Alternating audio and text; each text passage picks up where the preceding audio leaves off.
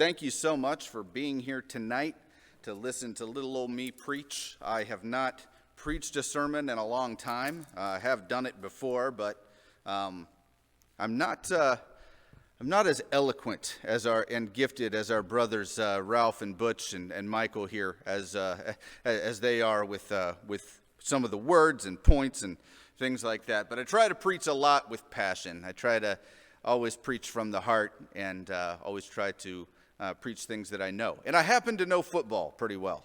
So bear with me. This isn't just football. This is sports. This is races. This is battles. We're going to talk a lot about victory today. But go ahead and turn, if you would, to 1 Corinthians 9 as we get started here. 1 Corinthians 9. I'll just go ahead and read the main passage we're going to be focusing on, which is verses 24 through the end of the chapter.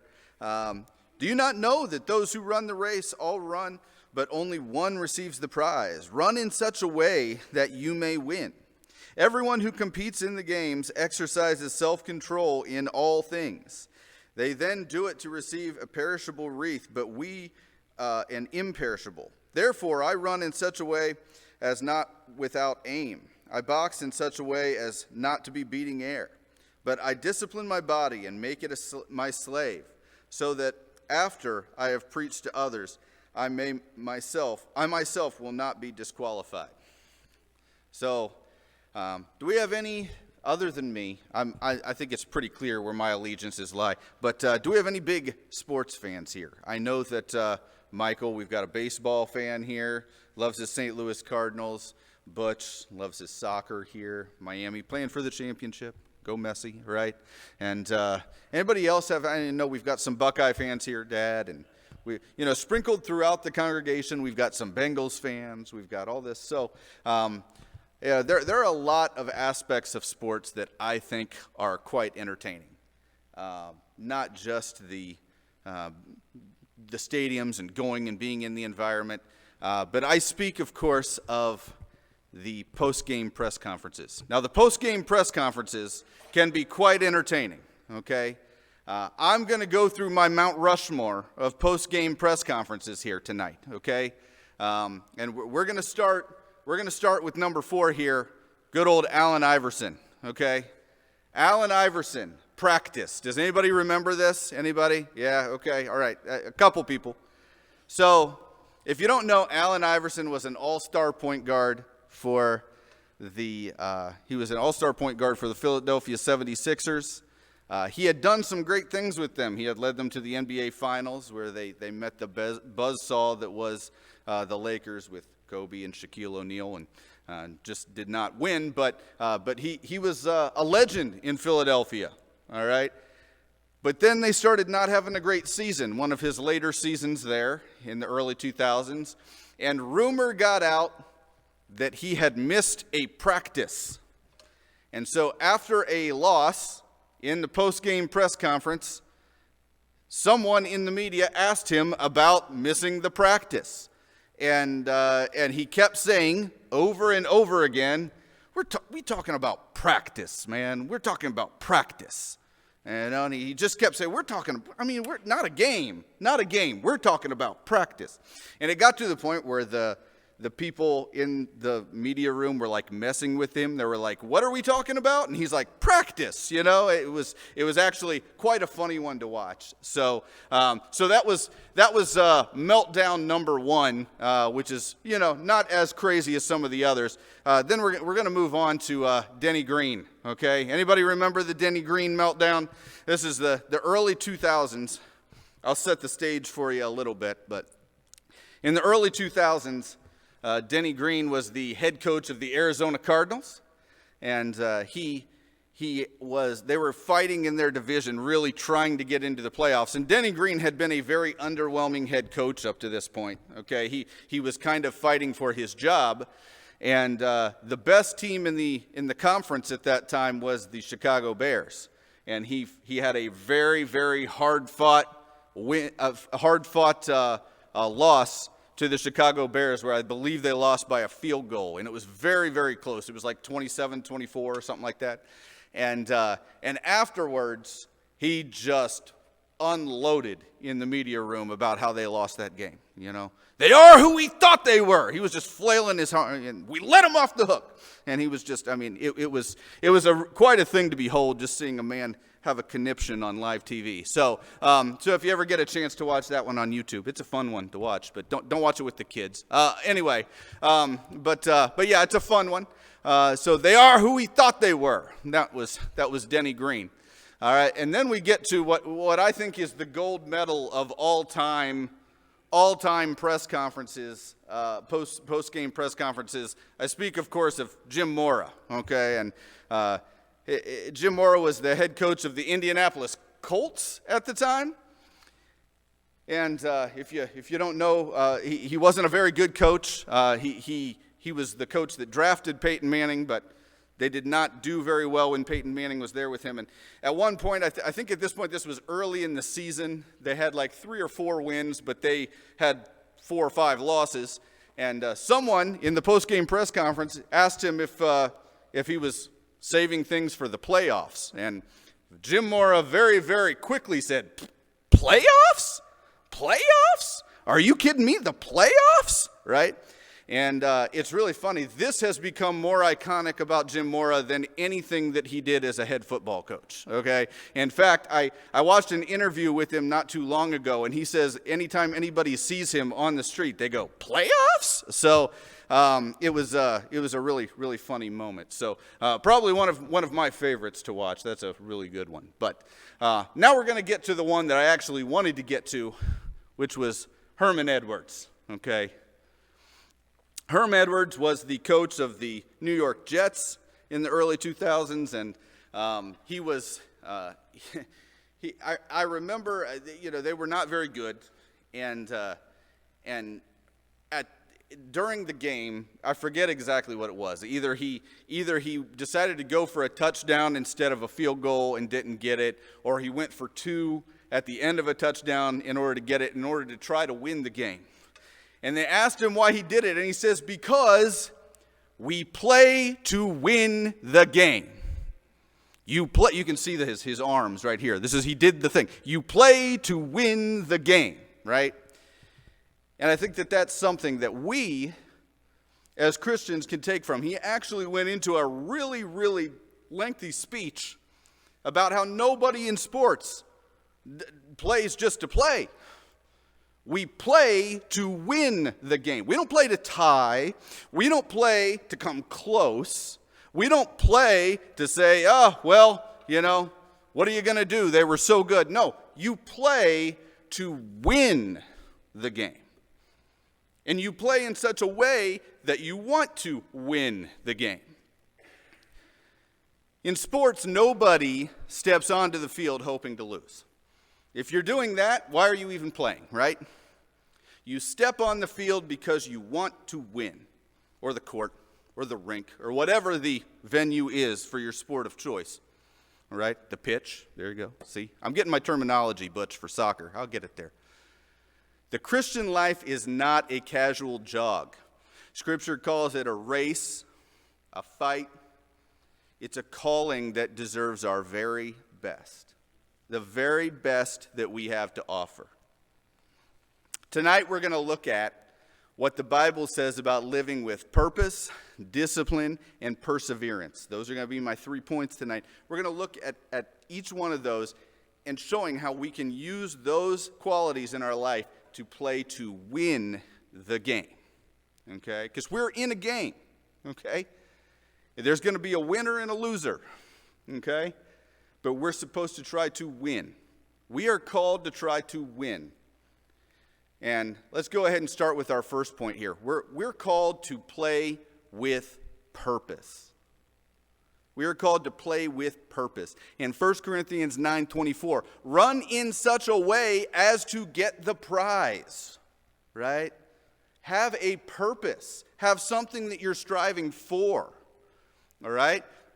Paul says that life isn't random. It's a race with a finish line. There's an actual finish line, okay? And somebody's going to win and somebody's going to lose. So what is God's purpose for us? We have a purpose. What is God's purpose? Glorify Christ and make him known, right? And are we doing everything we can, church? Are we doing everything we can to fulfill that purpose? That's what we need to be asking ourselves, right? The purpose that we have, are we doing everything possible? We do not drift into spiritual maturity. We pursue it intentionally. It's just like an athlete, right? They don't accidentally just wake up and they're the best athlete in the world. Some of you will tell them that they did, like Bo Jackson, very famous for saying, I would never practice. Baloney, okay? Baloney, Bo. I know that you would practice, okay? You know, you didn't just get up there, crack your neck, stretch a little bit, and go run for 100 yards, on Monday Night Football. You wouldn't do that, okay? You would practice because your purpose was there. You had the intentional purpose. So how do we play with purpose? First, let's set some spiritual goals, right? Prayer, scripture, service, etc. Let's set some goals, all right? And what's our purpose, church? Our purpose? Glorify Christ and make him known, right? All right? Set some spiritual goals that help us achieve that purpose, all right? Don't live aimlessly. We need to align your actions with God's calling. Once again, making sure we're doing everything that we're glorifying Christ and making him known. Know why we are running. Why are we running this race? Why are we playing this game? Why are we fighting this fight? All right? It's because we're called to. We have a purpose. All right? And we don't want to have no purpose. Have you ever seen like somebody on a sports team that had no purpose? Right? Like the sixth string quarterback, right? He's never going to see the field. All right? There's just no way, right? He has no purpose. Why would he try hard? Right? Why would he try hard? He's never going to get on the field, right? No purpose is not what we're called to have. We're called to have purpose and play as if we're to win that game. That brings us to number 2. We're supposed to play with discipline. What is discipline? I think a lot of times we think about discipline and we think about either, kind of how we punish our kids, or we think about a really, really regimented process, right? One of those two things is what we think of when we think of discipline, all right? But I think, it's kind of more than that, all right? Discipline is more like preparation, as we're going to get into here in a second. So 1 Corinthians 9:25 through 27, everyone who competes in the games exercises self-control in all things, right? So everyone who competes in the games goes into strict training, all right? There's not a single one of them that didn't prepare for this, all right? If you're going to compete against the best, you need to have been the best. You need to train like the best. You need to act like you're the best. You need to believe you're the best. That's how you end up winning the prize. Champions are not made on game day. Where are they made, Allen Iverson? They're made in practice, right? We talking about practice, right? Where are champions made? They're made in practice, all right? That discipline isn't punishment, like I said. It's preparation. It's making sure that all the routine things become routine. Do we do that in our spiritual lives, right? Do we go out there and make sure that all the routine things are routine? Because they're going to come up, right? When the opportunity comes up and Satan sees that you haven't prepared and that you're undisciplined, he pounces on it. He knows, okay? Paul says that he beats his body and makes it his slave. He does not let his desires run the show. His focus is on the prize. Discipline is how you get that focus. That focus narrows when you have discipline. You know what you're focused on. You're focused on the prize and you're focused on winning. All right? That desire is going to push you as hard as you possibly can be pushed. That's what discipline is, right? Now, I'm not going to go too far into this. I prepared this lesson that I could do it either way. I'm just going to let you guys know that, but I may have watched a football game yesterday, and there may have been a team that was disciplined, and there may have been a team that wasn't so disciplined, all right? And I think that if you look at the final result, and I think that if you looked at what happened on the field and the reactions and the frustrations that boiled over, I think you would see there was a team that was focused and disciplined, and there was one that really wasn't. Okay?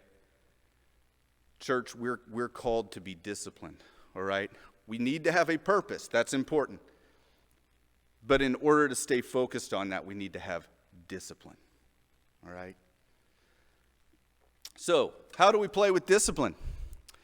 Well, first, let's build some habits that support your calling, all right? That's what discipline is built on. Discipline is built on making habits out of things that are uncomfortable, right? That's what discipline is, all right? If you get up and decide you're going to exercise every day, for example, that's not fun, obviously. It's not fun, right? But it's what you have to do if you want to win that prize in that game, right? Daily time with the Lord. Daily time with the Lord is something that is very, very important. It's a great habit to get into if you want to stay disciplined. If you want to make the routine things routine, let's read about what God says about it all the time, okay? Accountability and community, all right? Brothers and sisters, how many of you have ever had a workout partner or a practice partner in a sporting team or something like that, right? Accountability, making sure that they're pushing as hard as you're pushing, right? That's what we're here for, brothers and sisters. We're here to test each other, make sure that each other stay disciplined. And we say no to temptations that drain our spiritual strength. That's really important. We've got to make sure that no matter what, right?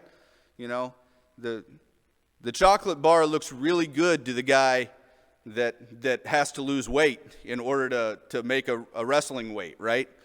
But he can't. He has to have the discipline to say no to that temptation. And we need to do the same thing, church.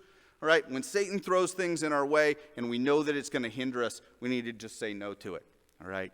Spiritual discipline is how you stay ready for when real tests come. So when real tests show up, your discipline's going to shine through. Are you going to be ready for it? Because that's how you're going to know. And lastly, number 3 here, play with perseverance. Hebrews 12, 1 through 2. Okay, go ahead and turn there with me if you will. Of course, I marked Hebrews 10, so give me just a second. Okay, Hebrews 12.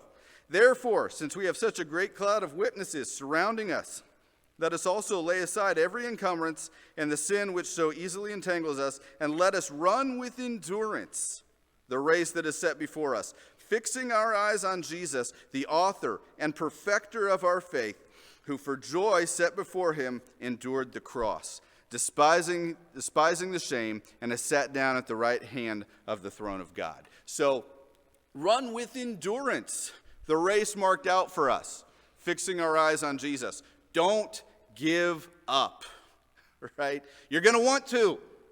Just like anything else, if you're trying as hard as you can at something, there's going to come a point where you're going to say, is this even worth it? That's why you stay fixed on that prize and you have that purpose. That's why you have that discipline so that you'll know how to handle that when it comes on. But the perseverance, that's all what's between the ears. It's all right here. Do not quit. The Christian race is not long. It is long. It is not a sprint, okay? It's a marathon. If we treat it like a sprint, we're going to be really disappointed, all right? We don't just come up out of the water and we're good to go, all right? It is long. It is hard. Satan comes at you from every angle.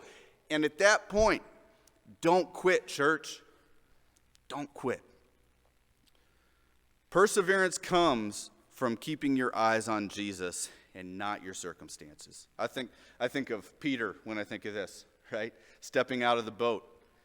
Right? As soon as he lost his eyes off of Jesus and focused on the waves and everything else, the winds and all that stuff, that's when he started to sink. It's no different with us. It's no different with us, all right? So champions do not quit when things get tough. They keep moving forward. And that's one of the most important things that if we're going to win this game, we can't give up. We can't quit. all right? I love every one of you too much to let you quit. We've come so far. We've put in so much preparation. We can't just sit by and give a half-hearted effort. We're not going to do that, church. That's not what we're required to do. We're required to run as if we're going to win. And I'm going to make sure each one of you do it, and you make sure that I do it. That's how this works, okay? So how do we play with perseverance? Well, when life gets difficult, remember, Jesus endured the cross for the joy set before him, as it says right here in Hebrews, right? What you're going through, Jesus went through more.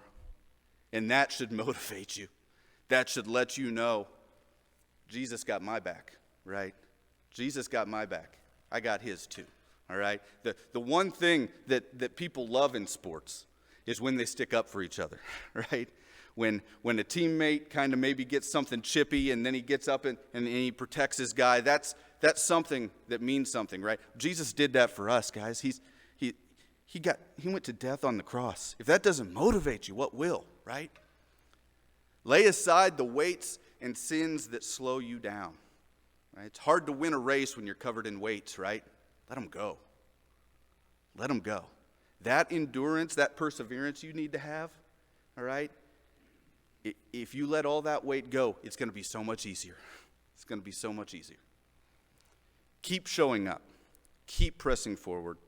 Finish strong, right? You might not start well, but let's finish well. That's the way you finish with perseverance.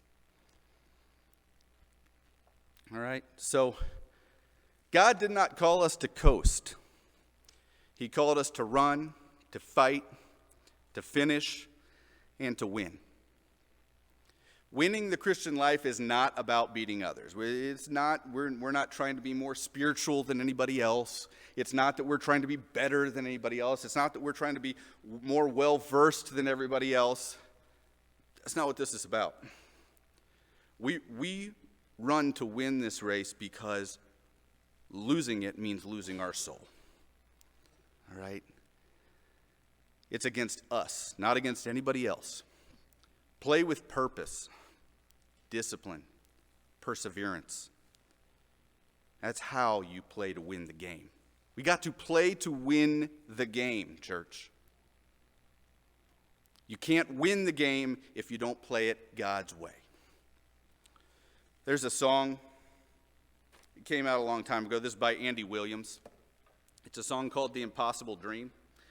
It's one of my favorite songs. I love this song. They actually kind of used this song in a Broadway show called Man of La Mancha that was about Don Quixote. So, but it's a really beautiful song. It's a really pretty song, and I really do think that it fits. This is something I want you to think about when you're talking. Is this how hard we're trying as Christians? Because I think it's something that we need to think about. To dream the impossible dream, to fight the unbeatable foe, to bear with unbearable sorrow, to run where the brave dare not go, to right the unrightable wrong, to love pure and chaste from afar, to try when your arms are too weary, to reach the unreachable star. This is my quest, to follow that star, no matter how hopeless, no matter how far, to fight for the right without question or pause, to be willing to march into hell for a heavenly cause. And I know if I'll only be true to this glorious quest, that my heart will be peaceful and calm when I'm laid to my rest. And the world will be better for this, that one man, scorned and covered in scars, still strove with his last ounce of courage to reach the unreachable star. How hard are you reaching, church? Are we reaching that hard? Are we biting? Are we clawing? Are we doing everything we can to get to the foot of that cross and leave our sin there? Are we doing that? Because that's what we're called to do. as hard as we can, whatever it takes. Get it to the foot of the cross and leave it there. Perhaps there's somebody here tonight. Perhaps there's somebody here tonight that kind of has been coasting a little bit. Maybe not playing to win. It's okay. It happens to all of us. Complacency can set in no matter who you are, right? Maybe there's somebody that just has another need or something that's hurting. No matter what your need is tonight, if you have any need that you need us to pray for, we can do that. We just ask that you come at this time as we stand and sing.